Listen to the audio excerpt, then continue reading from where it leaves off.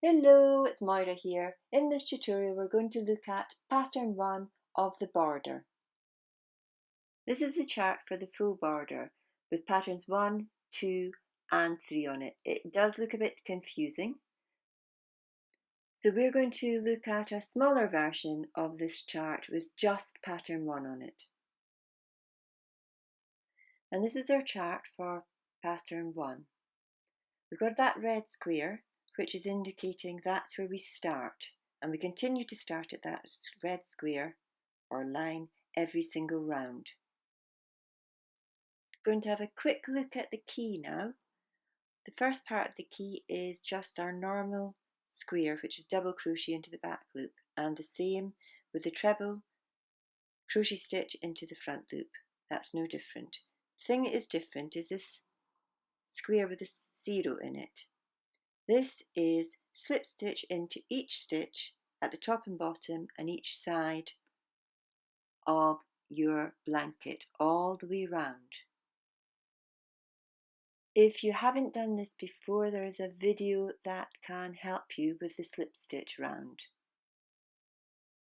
So that we don't have to weave in our ends, we're going to create an envelope border, which means we come up from the front and the back and we trap our ends inside that border. And the last thing in our chart is the chain 2, CH2, chain 2, and that's when we go around the corner. We have to make space for expansion in our corner, so we chain 2 stitches. So we're effectively adding 2 new stitches every time we go around the corner. We've got 10 rounds in pattern 1. Round 0, which we don't count, is the slip stitch round. We've got our colour chart along the bottom, and I've put the colours in up the side too, so you can see which round you're on. So to explain what those numbers at the side mean, we have a set of instructions in the centre that's speaking about colour G, round 2, may need to be readjusted to make sure there are 187 stitches at the top and bottom and 259 stitches at either side. Our border pattern is made up of 12 stitches and it's repeated X amount of times around each side. So our border pattern, is really important that each side of the afghan is a repetition of 12 stitches plus 7. Those extra 7 stitches allow us to make up our pattern for the corner. We can see here that round 0, colour D, the slip stitch round has been completed and it goes around the corner really nicely. You can see the colours. And I've also got round 1, colour A, completed. This is in our double crochet. And when I turn the back over, you can see that round 1 of the back has been completed in treble crochet. Back to the front now so that we can actually start doing our pattern 1 on our front border. We're starting round 2, colour G, and it's saying we should have 187 stitches at the end of this round. However, we've got 4 rounds before our pattern starts. So for rounds 3 and 4, I'm going to add 2 stitches to the top and bottom, because remember we add 2 chains per corner, so that's 189 and 191 stitches we should have for the top and bottom rows, and for the side rows I'm going to add another 2 stitches, so that makes it 261 and 263, and this is what our round 4 should finish on, 191 and 263 stitches, and it's really important we finish on these. And the corner chains are included in this stitch count, so top and bottom should be 191 stitches each side, including the corner chains, and the side should be 263 stitches each side, including the corner chains. So as we start at the red square, it's 1, 2, 3, 4, 5, because we include that corner chain. So counting Just make sure corner chain 1, 2, 3, 4, 5. Secure your yarn with a chain stitch as you normally would, and the chain stitch is also giving us the height for our double crochet.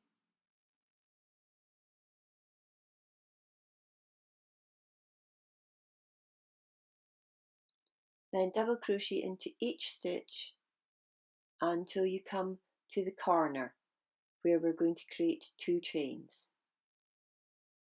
I'm just about at the corner where I'll be ready to crochet my 2 chains into it. I'm just going to finish by doing these 2 double crochets.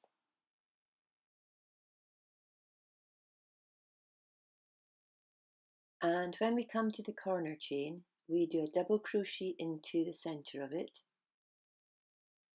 Then we create our 2 chain to go around the corner, and then we double crochet into the center of the next chain from the previous round. And then carry on double crocheting until you get back to that beginning which had your first chain on it. So double crochet right to the last stitch, and then we're back to that first chain stitch. Clip your yarn and pull it through, and we're now ready to create an invisible stitch. We always create invisible stitches to join our yarn together in these rounds because it just makes it so much neater. Now remember, we have created invisible stitches before. We join into the first double crochet, not the chain. So it's into that first double crochet and then into the center of the very last double crochet. Pull our yarn through, and then we can weave that yarn in, and there we go, a nice invisible stitch. I'm just going to weave that yarn in there, and then it's all done. I've been a bit remiss in not ticking off my rounds, so I'm doing that now, and now I'm ready to start round 3, colour A. Round 3, I'm going to see how many I need to get to the red line. So it's 1, 2, 3, 4, 5, 6. So I'm counting 6 stitches in, and remember that corner chain's 1. 1, 2, 3, 4, 5, 6. So that's where I'm starting. So I start as normal with my chain, and then I carry on doing my double crochet. But this time on this round, I'm going to add stitch markers so I can actually work out how many stitches I have. And then if I haven't got the right amount of stitches, I can readjust them by increasing or decreasing on round 4. Because I'm a bit paranoid when it comes to counting stitches, I insert stitch markers every 10 stitches. But if you wish to use stitch markers, it's really up to you how many stitches you want to use. I've worked my double crochet all the way around and joined with an invisible stitch. Now I'm just checking what my count is, because I have the stitch markers every 10 stitches.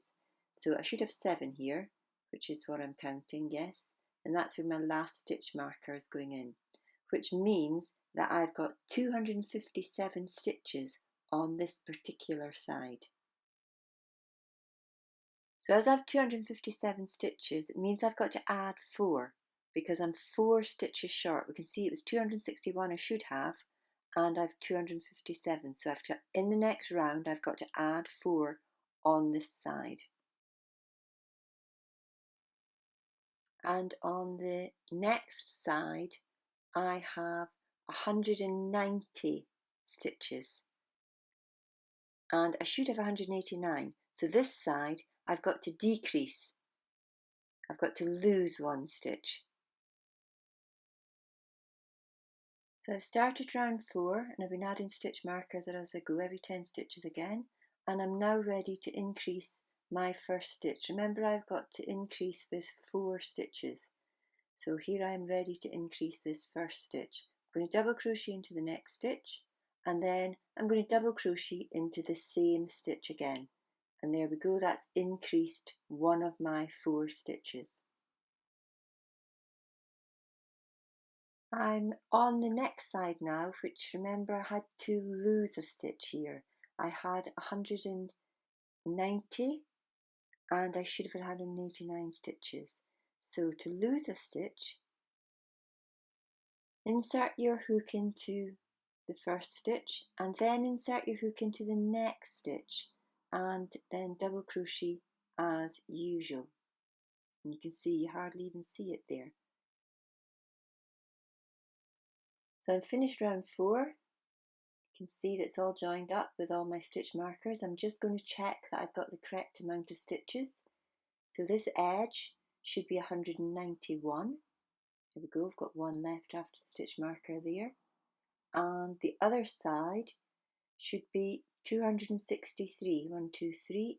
So I'm delighted that my sides are the right amount of stitches now. I'm losing the stitch markers as they're no longer needed now we've got the right stitch count. And I'm all ready to start on round 5. As this is the round that we start the pattern on, we actually have got drop trebles in this round. It's really important that we actually do start in the correct place. So I'm just counting how many stitches we are in from the side, and we start on our 8th stitch. That's why I'm writing 8 in that little box there. That's what we start on, number 8. So I've already got my hook in stitch 8. Going to create a chain stitch to start, and then we do a double crochet, chain, then a double crochet, and then we have our first drop treble. You should be familiar with this pattern as it's pattern 5 from the main section. So if you remember, we've got 3 double crochets, then a drop treble, then another 3 double crochets and a drop treble, and that's the repeating pattern. When you get to the corner, just make sure you pay attention to your count, because you have a drop treble, then 3 double crochets, a drop treble, then only 1 double crochet before the corner chain. We're starting on round 6 and it's 9 stitches in from the corner that we start this time, and then it's 2 double crochets before our first drop treble. I've reached the corner where we've just finished our drop treble there, and I've got 1 double crochet before we've got another drop treble. So 1 double crochet, 1 more drop treble, and then after that we have 3 double crochets before the chain at the corner. There we see 1, 2, 3, and then we're at our corner, 2 chains, and then we've got another 3 double crochets before we get a drop treble. So 1, 2,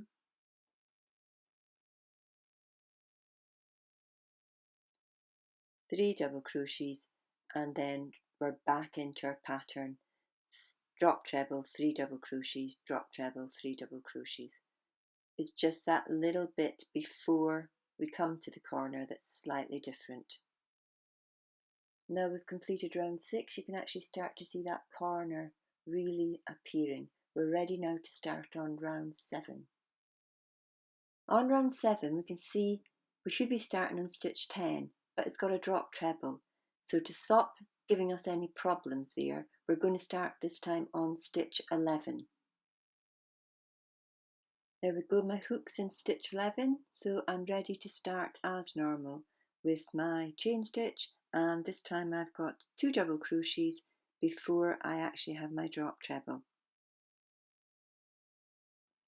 When we reach the corner this time, after that last drop treble before the chain, there's actually 5 double crochets. So it's 5 double crochets, 2 chain, and then 5 double crochets before the next drop treble. And that's the pattern section of this first border pattern complete, because all the rounds after this, 3 more rounds, they're all double crochet. So I'm going to get on and finish those, and I'll show you what it looks like at the end. And 3 long rounds later, we have completed our first border pattern.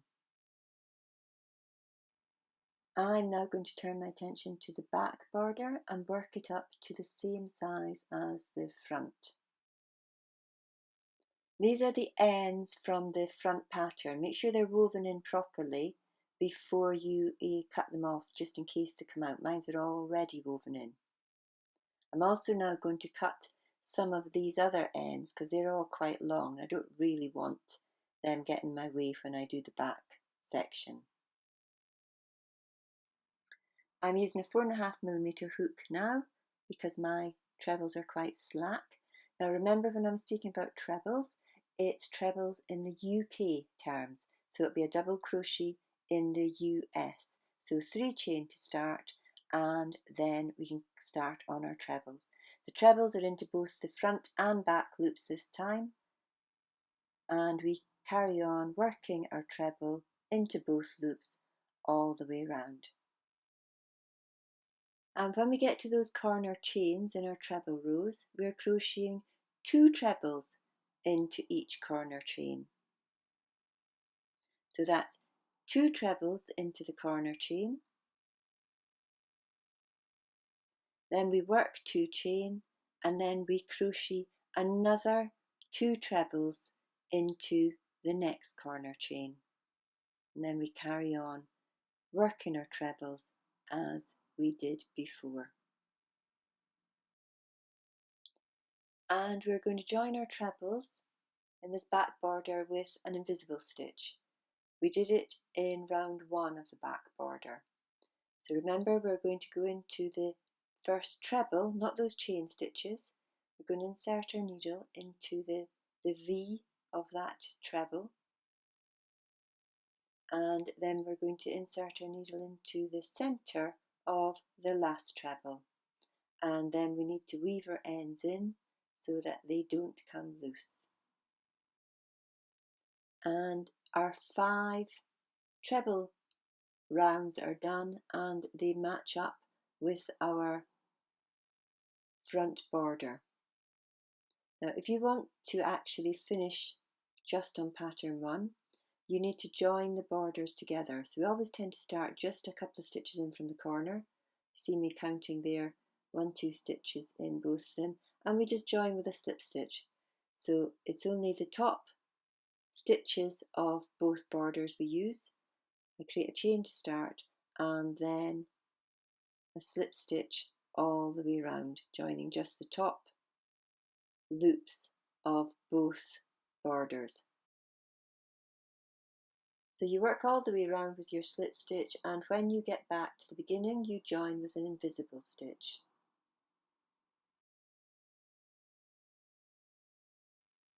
However, I'm not joining all the way around yet because I have 2 more patterns for my border to do. So I will see you in the next tutorial for border pattern 2.